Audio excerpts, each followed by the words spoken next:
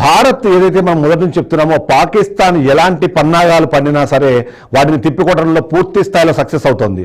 అందులో భాగంగానే మనం చూస్తున్నాము గత 3 రోజుల నుంచి, అంటే గత ఆల్మోస్ట్ ఒక 2 days నుంచి కూడా ఎప్పటికప్పుడు పాకిస్తాను భారత్లోని ప్రజల స్థైర్యాన్ని దెబ్బతీయాలి అంటే మొదటగా వాళ్ళు ఎంచుకుంటున్న టార్గెట్ శ్రీనగర్, జమ్మూ అండ్ కాశ్మీర్ సంబంధించిన శ్రీనగర్ మీద దాడులు చేసే ప్రయత్నం చేస్తున్న నేపథ్యంలో ఇవాళ ఉదయం కూడా మరొకసారి ఆ దాడులు చేసే ప్రయత్నం చేసింది. అందుకనే ఇప్పటికే రెడ్ అలర్ట్ ప్రకటించారు. అక్కడ సామాన్య ప్రజలు ఎవరు బయటికి రాకూడదు అంటూ సూచనలు చేయడంతో పాటు ఎవరు బయట తిరగకూడదు అనే హెచ్చరికలు కూడా జారీ చేసిన పరిస్థితి మనకు కనిపిస్తుంది. అందులో భాగంగానే మనం చాలా క్లియర్గా చూస్తున్నాము. పంజాబ్ అలాగే జమ్మూకు సంబంధించి కాశ్మీర్లో మనం చూస్తున్నాము రెడ్ అలర్ట్ ప్రకటించారు. దానికి సంబంధించిన బ్రేకింగ్ న్యూస్ చూస్తున్నాం మనము. గుజరాత్లో 18, రాజస్థాన్లో 16 డ్రోన్లను కూల్చివేసిన సందర్భంలో దీనికి సంబంధించిన ఇన్ఫర్మేషన్ కూడా మనం ఇస్తున్నాము. భదర్వాలో కూడా కొండ చర్యలు లో కూడా అక్కడ మనం చూస్తున్నాము. ఈ పేలుడు తర్వాత రెడ్ అలర్ట్ ప్రకటించింది భారత ప్రభుత్వం. ఎందుకంటే ఎట్టి పరిస్థితుల్లోనూ భారత్ ఏదైతే మనం చూస్తున్నామో సామాన్య ప్రజలకు ఎలాంటి నష్టం జరగకుండా ఉండాలంటే ఏం చేయాలన్న విషయం పైన పూర్తి స్థాయిలో వర్కౌట్ చేస్తూ అందులో భాగంగానే ఏ చిన్నపాటి అలర్జరీ జరిగినా సరే రెడ్ అలర్ట్ ప్రకటిస్తోంది. సామాన్యులు ఎవరు బయటికి రాకూడదు అంటూ చెబుతూనే ఏదైతే మనం చూస్తున్నామో ఒక్క డ్రోన్ కూడా భారత భూభాగంలోకి రాకుండా, భారత భూభాగంలో ఎలాంటి నష్టం చేయకుండా ఉండాలనే దాంట్లో భాగంగానే గత రోజు రాత్రి ఏదైతే జరిగిందో దానికి సంబంధించిన ఇష్యూని ఎప్పటికప్పుడు ఎస్కలేట్ చేసే ప్రయత్నం చేస్తున్నారు.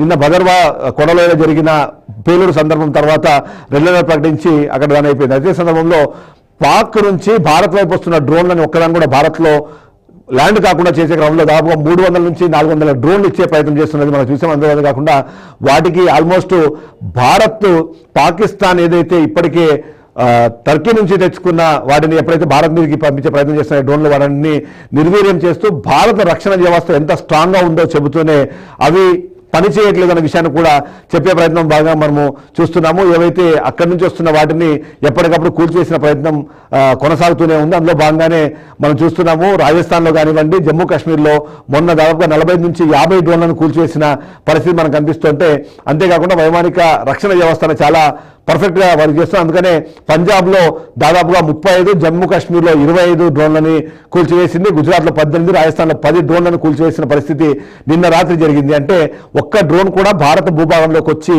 ఎలాంటి నష్టము చేయకుండా 100% వర్క్ చేస్తుంది. వాళ్ళ మనం S-400 గురించి మాట్లాడుకున్న, ఆకాశ్ మిసైల్స్ గురించి మాట్లాడుకున్న, ఇవన్నీ కూడా మన రక్షణ వ్యవస్థలో భాగస్వాములు అయిన నేపథ్యంలోనే ఇంత సక్సెస్ అనేది మనకి పాసిబుల్ అవుతుంది అయితే మనకు తెలుస్తుంది.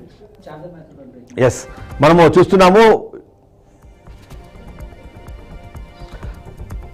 మరొక బ్రేకింగ్ న్యూస్ కూడా మనకు అందుతుంది. చార్ధామ్ యాత్ర నిలిపిచేసిన పరిస్థితి మనకు కనిపిస్తుంది. మనం మొదటి నుంచి చెప్తూనే ఉన్నాము, భారత్ ని లక్ష్యం చేసే క్రమంలో భారత ఆర్మీని ఏమీ చేయలేని పాకిస్తాన్ సామాన్య ప్రజల మీద పడే అవకాశం ఉంటుందని. అంతేకాకుండా పెహల్గాం సంబంధించి ఏదైతే మనం గతంలో కూడా చూసాము, 26 మంది టూరిస్టులను చంపే క్రమంలో కూడా వాళ్ళందరినీ కూడా మీ మతం ఏది, మీరు ఒకవేళ నిజంగానే ముస్లింలను ఏమైనా అబద్ధం చెప్తే కల్మా చదివి వినిపించండి అని అడిగి మరీ కాల్చి చంపిన పరిస్థితి అన్ని గుర్తున్నాయి. కాబట్టి ఈసారి చార్ధామ్ యాత్ర మీద దాడి జరిగే అవకాశం ఉంది అన్నది ఆల్రెడీ ఇప్పటికే ఇన్ఫర్మేషన్ ఉంది. కాబట్టి దానికి సంబంధించిన బ్రేకింగ్స్ మనం చూస్తున్నాము.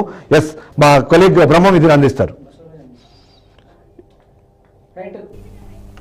రైట్, భారత్ పాక్ మధ్య యుద్ధ వాతావరణం నెలకొనడంతో కేంద్రం మరో కీలక నిర్ణయం అయితే తీసుకుంది. చార్ధామ్ యాత్ర నిలిపివేసింది. తదుపరి ఆదేశాలు వచ్చే వరకు కూడా చార్ధామ్ యాత్ర నిలిపివేస్తున్నట్లు కూడా అధికారులు తెలిపారు. ఇంకా బద్రీనాథ్, యమునోత్రి, కేదార్నాథ్, గంగోత్రి భారీ బందోబస్తు అయితే ఏర్పాటు చేయడం జరిగింది. అదేవిధంగా ఆయా ప్రాంతాల్లో హెలికాప్టర్ సేవలను నిలిపివేస్తూ ఆదేశాలు కూడా జారీ చేయడం జరిగింది. రైట్, ఇంకా ఇదే అంశానికి సంబంధించిన మరింత సమాచారం కూడా మా ప్రతినిధి బసవరాజ్ అయితే లైవ్ లో అందిస్తారు. బసవరాజ్, చెప్పండి. ఏదైతే భారత్ పాక్ వాతావరణం అయితే చాలా ఉద్రిక్త పరిస్థితుల మధ్య కొనసాగుతున్న పరిస్థితులు కనిపిస్తా ఉన్నాయి. అంటే గత 4 రోజులుగా ఏదైతే సరిహద్దు ప్రాంతంలో అంటే పాక్ ధైర్యంగా ఇండియన్ ఆర్మీని ఎదుర్కోలేక వక్ర మార్గంలో ఏదైతే సరిహద్దుల ప్రాంతాల ప్రజల్ని అంటే సరిహద్దు రాష్ట్రాల ప్రజల్ని టార్గెట్ చేసేది తెలుస్తుంది. ప్రధానంగా ఏదైతే మనకు చార్ధామ్ యాత్రతో గురిపెట్టినట్టు తెలుస్తా ఉంది. అంటే ఇండియా మీద దాడి చేయలేక, ఆర్మీని ఎదుర్కోలేక, అంటే అమాయకమైన యాత్రికులు కావచ్చు, లేదా ఇతరత్ర పిక్నిక్ ప్రదేశాలు కావచ్చు, ఇతరత్ర పుణ్యక్షేత్రాలు కావచ్చు, ఇలాంటి వాటిపైన ఏదైతే పాకిస్తాన్ ఆర్మీ గురి పెట్టి అక్కడ అల్లకల్లను సృష్టించేందుకు యత్నిస్తున్న నేపథ్యంలో లేదా రెక్కలు వేస్తున్న క్రమంలో ఏదైతే ఇంటెలిజెన్స్ మన భారత ప్రభుత్వ ఇంటెలిజెన్స్ హెచ్చరికలతో చార్ధామ్ యాత్ర బ్రేక్ చేసిన పరిస్థితులు కనిపిస్తా ఉన్నాయి. అక్కడ ప్రభుత్వంగా అంటే అశేషంగా వచ్చిన యాత్రికులకు హెచ్చరికలు జారీ చేశారు. సైరన్ మోగినట్లయితే జాగ్రత్తగా ఉండాలని చెప్పారు. అదేవిధంగా అంటే తమ ఉన్న చోట నుంచి బయటికి రారాదని చెప్పారు. అంటే టెంపరీగా ఈ యాత్రకు బ్రేకులు పడిన పరిస్థితులు మనకి కనిపిస్తా ఉన్నాయి. అంటే పాకిస్తాన్ ఆర్మీ ఏదైతే మిసైల్ కావచ్చు లేదా జెట్ ఫైటర్లు కావచ్చు, ఇలా అనేక విధాలుగా మన పైన దాడి చేసిన పరిస్థితుల్లో మనం దాన్ని వెంటనే తిట్టుకొట్టిన పరిస్థితులు కనిపించినాయి. ఇక ఏం చేయాలో అంటే పాల్గొని పరిస్థితుల్లో, అంటే నిస్సాయమైన పరిస్థితుల్లో అమాయకమైన పౌరులు కావచ్చు, ప్రజలు కావచ్చు టార్గెట్ చేస్తున్న పరిస్థితులు కనిపిస్తా ఉన్నాయి. కాబట్టి భారతదేశ ఏదైతే దేశవ్యాప్తంగా అనేక పుణ్యక్షేత్రాలు కావచ్చు, అనేక క్షేత్రాలకు అంటే ఇంటెలిజెన్స్ అయితే రెడ్ అలర్ట్ గానీ హై అలర్ట్ గానీ జారీ చేసిన పరిస్థితులు కనిపిస్తున్నాయి. అక్కడ యాత్రికులు అయితే అంటే కొంత జాగ్రత్త వహిస్తూ చాలా జాగ్రత్తతో మెలగాలని, లేదా అదేవిధంగా స్థానిక పోలీసులు కావచ్చు, మిలిటరీ బెటలని కావచ్చు, ఇలా అనేక రకాలుగా గస్తీ కాస్తూ అక్కడ భద్రత ఏర్పాటు చేశారు. ప్రముఖంగా చార్ధామ్ యాత్ర ఏదైతే ఉత్తర భారతదేశంలో ఉత్తరాఖండ్ లో ఉన్న ఈ చార్ధామ్ చాలా విశిష్టత ఉంది. చార్ధామ్ యాత్ర కావచ్చు, గంగోత్రి కావచ్చు, బద్రీనాథ్ కావచ్చు, ఇలా 4 ప్రాంతాలు అక్కడ ప్రతి ఏటా ఈ నెలలో అంగరంగ వైభవంగా అక్కడ యాత్రికులు వచ్చి అంటే హెలికాప్టర్ల ద్వారా కూడా ఈ క్షేత్రాలు దర్శించే అవకాశం ఉంది. కాబట్టి హెలికాప్టర్ల ద్వారా మార్గాలను కూడా మూసేశారు. ప్రముఖంగా ఏదైతే చార్ధామ్ యాత్రకు సంబంధించి అంటే లక్షలాది మంది అక్కడ గుండె అవకాశం ఉంది, యాత్రికులు చేరి వచ్చే అవకాశం ఉంది.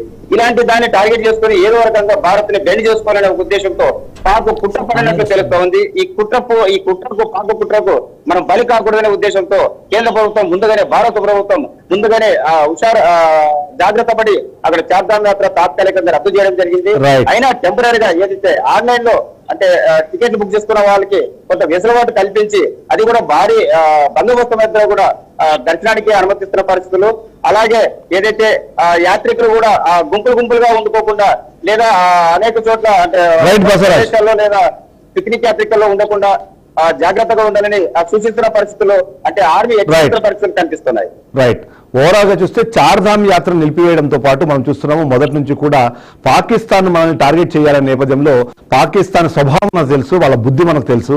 నిజంగానే ఎదురుపడి యుద్ధం చేసేంత కెపాసిటీ వాళ్ళకు ఉండదు కాబట్టి దొంగ దెబ్బ తీసే ప్రయత్నం చేస్తారన్నది అనుమానాలు మొదటి నుంచి ఉన్నాయి. అందులో భాగంగానే మనం చూసాము పహల్గామ్ ఇష్యూకి సంబంధించి చూసినప్పుడు కూడా చాలా క్లియర్ గా ఒక మతాన్ని మాత్రమే వాళ్ళు టార్గెట్ చేస్తూ చేసిన సిచ్యువేషన్ మనం చూసిన నేపథ్యంలో చార్ధామ్ యాత్ర నిలిపివేస్తూ నిర్ణయం తీసుకోవడంతో పాటు మొత్తం భారతదేశంలో ఉన్న కీలకమైన అన్ని టెంపుల్స్ దగ్గర కూడా రెడ్ అలర్ట్, హై అలర్ట్ ప్రకటించారు. ఎప్పటికప్పుడు అక్కడ ఇప్పటికే చాలా ప్రాంతాలని ఆర్మీ స్వాధీనంలోకి తీసుకుంది. అక్కడ వచ్చే ప్రతి ఒక్కరిని కూడా క్షుణ్ణంగా పరిశీలించిన తర్వాత మాత్రమే వాళ్ళని లోపల తీసుకెళ్లే పరిస్థితి ఉంది. కాబట్టి దీన్ని బట్టి మనకు చాలా క్లియర్గా అర్థమవుతుంది.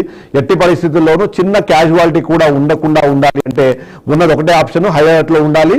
ఎలాంటి పరిస్థితుల్లోనూ ఎలాంటి ఇబ్బంది కలగకుండా ఉండాలంటే ఆర్మీ ఏదైతే ఇప్పటికే ప్లానింగ్ లో భాగంగా ఏదైతే నిర్ణయాలు తీసుకుందో ఆ నిర్ణయాలను ఇప్పుడు ఎస్కలేట్ చేయాల్సిన అవసరం అయితే మనకు కనిపిస్తుంది, ఇంప్లిమెంట్ చేయాల్సిన అవసరం మనకు కనిపిస్తుంది.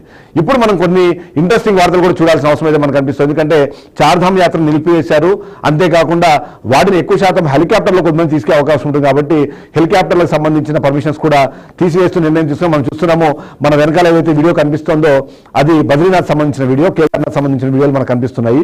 సో ఎంత అంగరంగ వైభవంగా మనం వాటిని సజాయించుకుని మరి అక్కడ యాత్రికులు మనము ఇన్వైట్ చేస్తామో ఇప్పుడున్న పరిస్థితుల్లో వాటిని కంప్లీట్ చేయడం బద్రీనాథ్ సంబంధించిన వీడియో మీరు చూస్తున్నారు. ఇప్పుడు ఇలాంటి సమయంలో ఒకవేళ నిజంగా అక్కడ ఏదైనా చిన్నపాటి అలజడి జరిగినా, చిన్నపాటి దాడి జరిగినా సరే భారత్ ఇది కేదార్నాథ్ సంబంధించింది మనకు కనిపిస్తుంది. అంతేకాకుండా అమర్నాథ్ సంబంధించిన వీడియో మనకు చాలా క్లియర్గా కనిపిస్తుంది. ఇలా చార్ధామ్ యాత్రలో ఈ 4 ప్రాంతాల్లో లక్షలాది మంది ప్రజలు గుమికూడే అవకాశం ఉన్న నేపథ్యంలో అక్కడ ఎలాంటి చిన్న దాడికి తెగబడినా సరే భారత ప్రజలు బాధపడాల్సిన అవసరం ఉంటుంది. కాబట్టి ఆ బాధలు తప్పించాలి అంటే దాన్ని హై కాన్సన్ట్రేట్ ఏరియాలుగా మార్చకుండా ఉండాలని ఒక నిర్ణయం తీసుకున్నారు. కాబట్టి అందులో భాగంగానే చార్ధామ్ యాత్ర నిలిపివేశారు. అంతేకాకుండా భారతదేశ వ్యాప్తంగా వేలాదిగా మనకు టెంపుల్స్ ఉన్నాయి, వందలాదిగా చాలా ప్రాశస్త్యమైన టెంపుల్స్ ఉన్నాయి. కాబట్టి వాటి దగ్గర కూడా హైలైట్ ప్రకటించి చిన్నపాటి అలజడి కూడా అక్కడ లేకుండా చూసుకుంటారు. ఎప్పటికప్పుడు అక్కడ వెరిఫికేషన్ చేస్తున్నారు, చెకింగ్లు చేస్తున్నారు. సో దట్ అక్కడికి వేరే వాళ్ళు రాకుండా ఉండేలాగా ప్రయత్నాలు అయితే చేస్తున్నారు. Bharat is on high alert. ఇవాళ భారత్లో ప్రతి ప్రాంతము కూడా ఉగ్రవాదుల హిట్ లిస్ట్ లో ఉన్నట్టే. ఎందుకంటే భారత్లోని ప్రతి రాష్ట్రానికి తనదే అయిన ఒక ప్రత్యేకత ఉంది, తనదే అయిన ఒక స్పెషాలిటీ ఉంది. ఆ స్పెషాలిటీని కానివ్వండి, లేకపోతే పాకిస్తాన్ భారత్ మీద పైచేయి సాధించానని చెప్పుకోవాలంటే వాళ్ళకున్న ఒకటే ఒక ఆప్షను భారత్లోని సామాన్య ప్రజల మీద దాడి చేయడం. ఎందుకంటే ఎయిర్ బేస్ మీద దాడి చేస్తే ఏం చేస్తామో ఇంతకుముందే మనం చూసాం, ప్రెస్ బ్రీఫింగ్ లో చాలా క్లియర్ గా చెప్పారు. ఎట్టి పరిస్థితుల్లోనూ భారత్ మీదకి మిసైల్స్ కానివ్వండి వాటిని కానీ రానివ్వము అన్న విషయం చాలా క్లియర్గా అర్థమవుతుంది. కాబట్టి వాళ్ళు సామాన్యుల మీద దాడి చేసే ప్రయత్నం అయితే చేస్తున్నారని చెప్పాలి.